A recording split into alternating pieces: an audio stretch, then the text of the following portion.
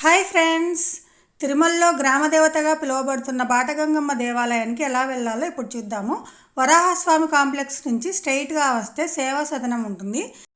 సేవా సదనం 2 పక్కనే శ్రీవారి పుష్ప ఉద్యానవనం ఉంటుంది. ఇక్కడ నుంచి స్ట్రైట్గా వెళ్ళి లెఫ్ట్ వెళ్తే బాటగంగమ్మ గుడి మనకు కనిపిస్తుంది. చూడండి, శ్రీవారి పుష్ప ఉద్యానవనము. ఇక్కడ నుంచి స్ట్రైట్గా వెళ్ళి లెఫ్ట్ తిరిగితే మనకు బాటగంగమ్మ తల్లి దేవాలయం కనిపిస్తుంది. సో ఫ్రెండ్స్, ఇప్పుడు మనము టెంపుల్ దగ్గరికి వచ్చేసాము. ఇక్కడ బాటగంగమ్మ తల్లి రేణుకాదేవి అవతారం అని, ఈమె పరశురాముని తల్లి అని.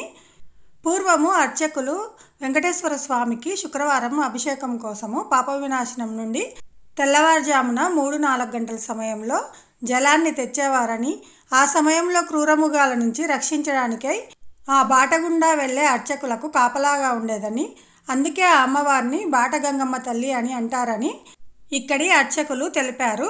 అంతేకాకుండా ఇక్కడ ఏదైనా కోరిక కోరుకొని ముడుపు కడితే తప్పకుండా వారి కోరిక నెరవేరుతుందని కూడా ఇక్కడి అర్చకులు తెలిపారు.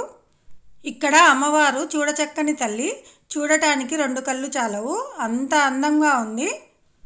అంతేకాకుండా మహిమలు గల తల్లి అని భక్తుల విశ్వాసము. సో ఫ్రెండ్స్, తిరుమల వచ్చినప్పుడు ఖచ్చితంగా ఈ ప్లేస్ విజిట్ చేయండి.